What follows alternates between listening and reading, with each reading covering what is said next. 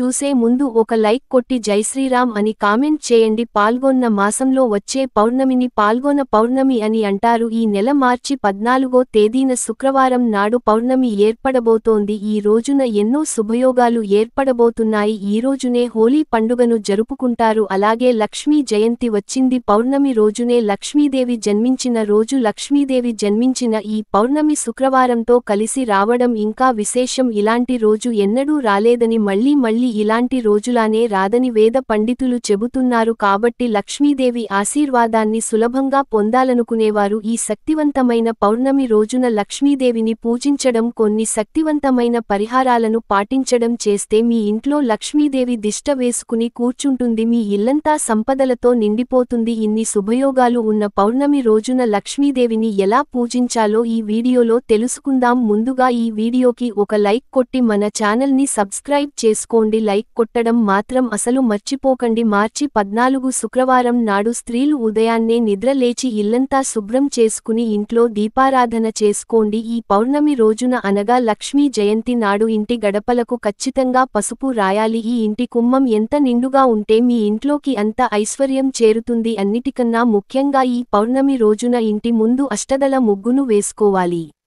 అష్టదళ పద్మములో లక్ష్మీదేవి నివసిస్తుంది కాబట్టి ఈ లక్ష్మీ జయంతి రోజున గుమ్మం ముందు అష్టదళల ముగ్గుని వేసుకుంటే మీ ఇంట్లోకి వెంటనే లక్ష్మీదేవి అడుగుపెడుతుంది. ఇల్లంతా పసుపు నీళ్లు చిలకరించుకోవాలి. పౌర్ణమి రోజున ఇంట్లో పసుపు నీళ్లు చిలకరిస్తే ఇంట్లో ఉన్న చెడు శక్తులన్నీ బయటకు వెళ్లిపోయి మీ ఇంట్లో పాజిటివ్ ఎనర్జీ పెరుగుతుంది. కుటుంబమంతా సుఖసంతోషాలతో జీవిస్తారు. మీ పూజ గదిలో ఉన్న లక్ష్మీదేవి పటానికి గులాబీ పూలతో అలంకరించుకొని లక్ష్మీదేవి ముందు 2 దీపాలు వెలిగించాలి. విశేషంగా ఈ పాల్గొన్న పౌర్ణమి నాడు పూజ గదిలో 2 దీపాలు వెలిగిస్తే ఆకస్మిక ధన లాభాలు వరిస్తాయి. ఇక లక్ష్మీదేవికి నైవేద్యంగా పాలతో చేసిన నైవేద్యాన్ని నివేదించాలి. కాబట్టి పౌర్ణమి రోజున ప్రతి ఒక్కరూ ఇంట్లో పాలు పొంగించుకోవాలి.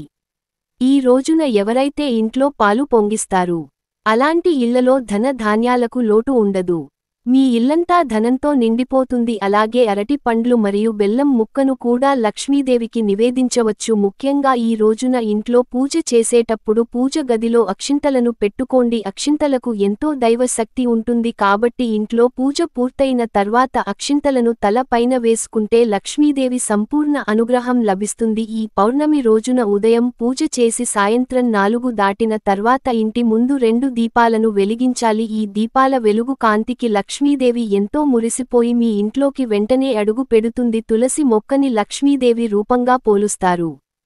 కాబట్టి లక్ష్మీదేవి జన్మించిన ఈ రోజున ప్రతి ఒక్కరూ తులసి మొక్కను పూజించాలి. ఇంట్లో తులసి మొక్క లేని వారు ఈ రోజున తులసి మొక్కను తెచ్చుకుంటే మీ కుటుంబానికి విపరీతమైన ఐశ్వర్యం కలిసొస్తుంది. జీవితంలో కోటీశ్వరులు అయ్యే అవకాశం ఉందట. ఈ పౌర్ణమి రోజున సాయంత్రం సమయంలో తులసి కోటలో ఒక నెయ్యి దీపం వెలిగించి తులసి మాతకు నమస్కారం చేసుకుంటే ముక్కోటి దేవతల ఆశీర్వాదం లభిస్తుంది. మరీ ముఖ్యంగా ఈ పౌర్ణమి రోజున స్నానం చేసేటప్పుడు నీటిలో కొంచెం పసుపు వేసుకొని స్నానం చేస్తే మీ జాతకంలో అదృష్టం పెరుగుతుంది. అలాగే ఈ పౌర్ణమి రోజున పసుపు రంగు వస్త్రాలు ధరిస్తే ఇంకా మంచిది. లక్ష్మీదేవి ఆశీర్వాదంతో మీ జీవితంలో బాగా డబ్బు సంపాదించాలంటే ఈ శక్తివంతమైన పౌర్ణమి రోజున ఒక శక్తివంతమైన మంత్రాన్ని జపించండి. ఓం శ్రీం క్లీం ఔం స్వాహా. ఈ మంత్రాన్ని 21 సార్లు జపిస్తే డబ్బు సమస్యలన్నీ నెల రోజుల్లోనే తొలగిపోతాయి. మీ డబ్బు కష్టాలన్నీ తొలగిపోతాయి. అలాగే ఈ పౌర్ణమి రోజున కనకధార స్తోత్రం చదివితే అపారమైన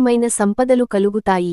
ఎర్ర గులాబీ పూలు అంటే లక్ష్మీదేవికి ఎంతో ఇష్టమైనవి కాబట్టి ఈ పౌర్ణమి రోజున ఒక గిన్నెలో ఎర్ర గులాబీ రేకులు వేసి అందులో కొద్దిగా నీరు పోసి మీ పూజ గదిలో పెట్టుకోండి. మీ ఇంటిపై ఎల్లవేళలా లక్ష్మీ కటాక్షం ఉంటుంది. ఈ పౌర్ణమి రోజునే పాలసముద్రం నుండి లక్ష్మీదేవి జన్మించిందట. ఈరోజే చంద్రగ్రహణం కూడా ఏర్పడబోతోంది. ఈ అరుదైన ఘటన 100 సంవత్సరాల క్రితం జరిగిందని మళ్ళీ ఈ నెలలో ఇప్పుడు జరగబోతుందని జ్యోతిష్యులు చెబుతున్నారు. ఈ చంద్రగ్రహణం పగటిపూట ఏర్పడుతుంది కాబట్టి గ్రహణ నియమాలను పాటించాల్సిన అవసరం లేదు. మనలో చాలామంది త్వరగా ధనవంతులు అవ్వాలని కోరుకుంటారు.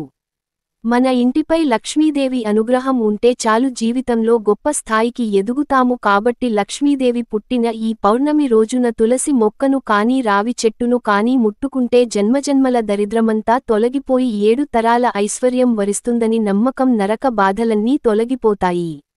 ఉత్తర దిశలో కుబేరుడు నివసిస్తాడు.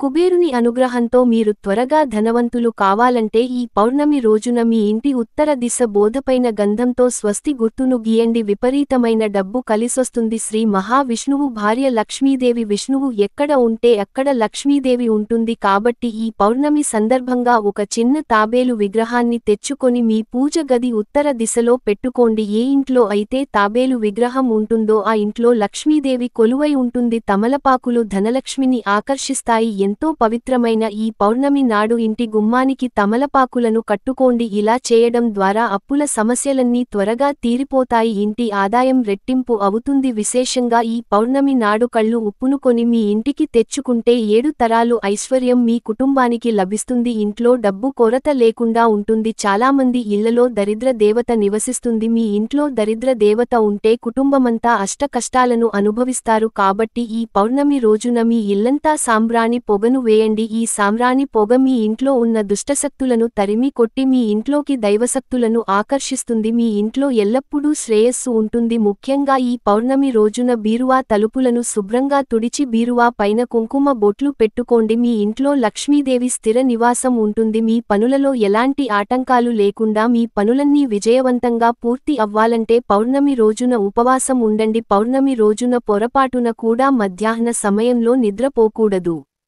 అలాగే మాంసాహారాన్ని తినకూడదు. భార్యాభర్తలు కలయికలు పాల్గొనకూడదు. ఇలాంటి చిన్న చిన్న నియమాలను పాటించి లక్ష్మీదేవిని పూజిస్తే మీ ఇంటికి సర్వసౌఖ్యాలు చేకూరుతాయి. ఈ వీడియో మీకు నచ్చితే లైక్ చేసి సబ్స్క్రైబ్ చేసుకోండి. మీకున్న ధర్మ సందేహాల గురించి మాకు కామెంట్ చేయండి.